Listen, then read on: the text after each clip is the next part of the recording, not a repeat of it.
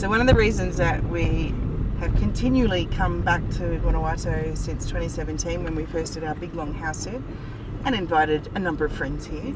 Actually, I think, Jenny, you were here in Vanuatu even before we got here the first visit, wasn't it? Were you here 2015 or something? That's right. Yeah, 2015 was my first time. Okay, so we were 2017. But yeah, one of the reasons we keep coming back, outside of, you know, the beauty of the place and I don't know, it's just something about it. It's got an atmosphere. But now it's about the community, and there's a really good mix of people. So you've probably seen in videos that we've done, like at Ice Bath, we've got, you know, local Mexican people, there's people from Europe, from US, from Canada.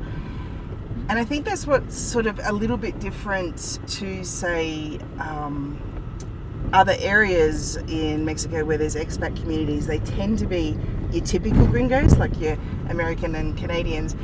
But right now we're in the car heading to have a little TransTasman catch up because we've got the Aussies and Kiwis. And Jen's the perfect mix of both. Yes. So you're on the like halfway mark between the two. So we'll be the Aussies and the Maria, and Nikki will be the Kiwis. So you're halfway between. You're in the middle. Yes. How exciting. What a fun afternoon. Growing up in Australia but with a New Zealand passport. Yes, correct. So, largely Australian, even though my birthplace was Auckland in New Zealand. Yeah. So we only just met Maria 2 weeks ago at the Ice Bath, and the first thing she said was like, "Is that an Aussie accent?"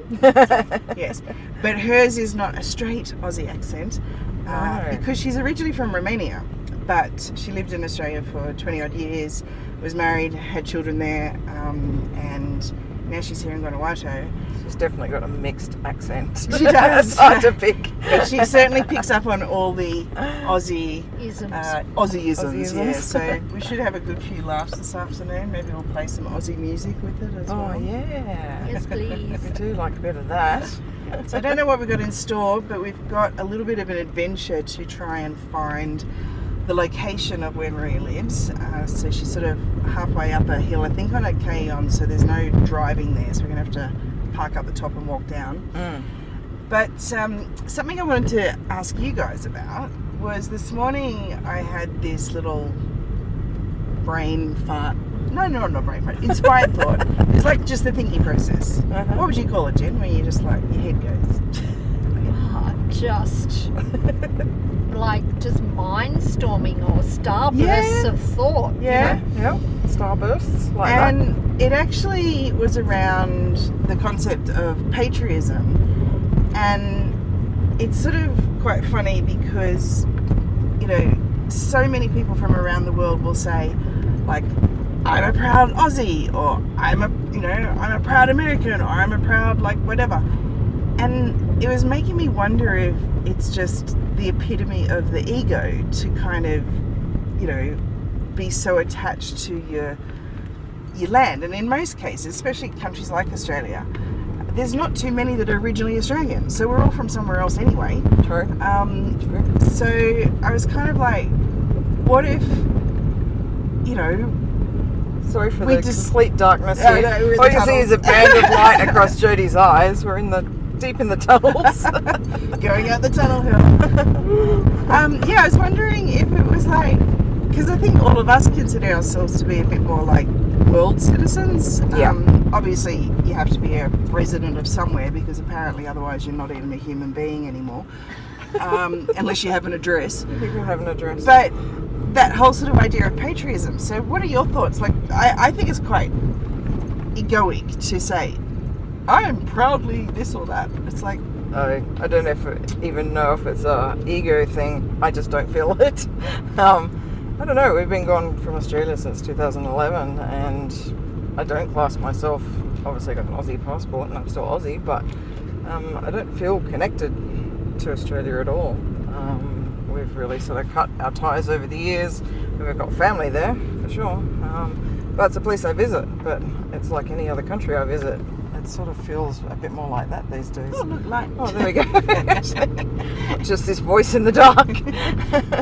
So the reason I was thinking of it was when we first met Maria, she was saying that she got out of Australia sort of during the lockdown period. Yeah.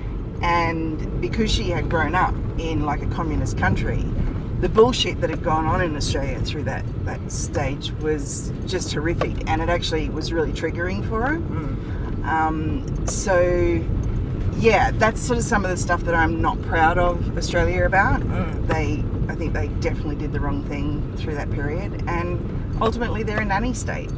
Yep. But I don't know, Jen, are you a proud Aussie or Kiwi or world citizen?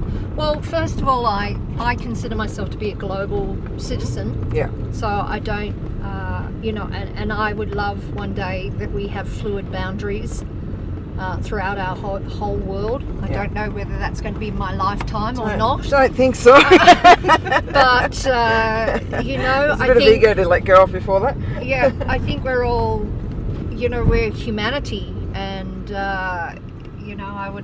I'd like for people to connect more with their oneness of the fact that we're all humans, even though we're just diverse. Yeah. But I'm also proud of my heritage. I'm proud to be a Kiwi, and those parts of me add to my self-identity. So the id part of my ego, which is my identity. And same with Australia. I love how I was bred and the value set that was created from being an Aussie. And so I love that, but now I love the identity that I've taken on as a global citizen, and to me that's what the patriotism or attachment to your homeland is that it forms part of your identity. And we're left brain humans, and we need to put labels and have attachments, and that's just how we're wired. Sense of belonging. So, but I think the more that you, particularly when you're a nomad, you lose a lot of those attachments. Yes. You're not defined by what you do or what you have, because we're more minimalists. Yeah, we don't really have a lot. And we don't have a lot, and it's not like we have jobs or careers to define us anymore. Yeah. So it's more about who we be. And I think who we be globally. Well, the other thing is, I know that you've got quite strong British heritage, haven't you? Like, do you feel anything when you go to the UK, or?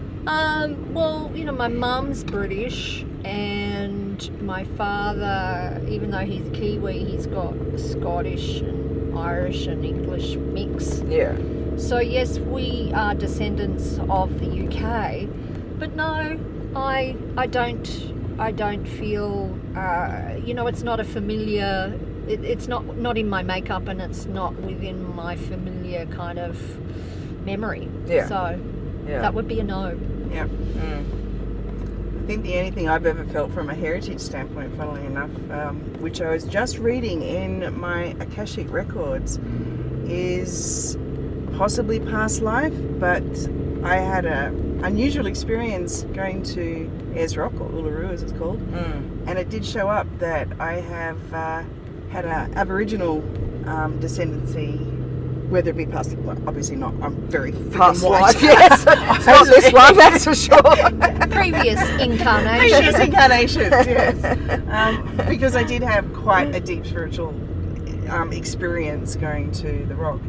And yeah, but I haven't sort of felt any other, and I've, apparently I'm about 5 or 6 generations Australian, but definitely came from the convict time. So the roots are all UK. Yeah. I felt a little bit in Scotland. I felt quite warmed by Scotland. Yeah. I'd love to go back. I think one of my grandparents or great-grandparents maybe, is from Scotland, so I don't know, I just liked that. But I haven't been to Ireland, so that's Mum's side of the family. I don't know if I'll feel anything there. England was my dad's side. But I guess there's a sort of difference between patriotism and, say, like looking at your heritage. A heritage where you can sort of feel something when you're in that place. But I don't know. Maybe I feel something. Right now I'm feeling quite Mexican. All right, so we'll park the car shortly and then we'll head off to our TransTasman catch-up. Yes. I'll send you some video or photos of it Possibly. Okay. All right. See you soon. Adios, amigos.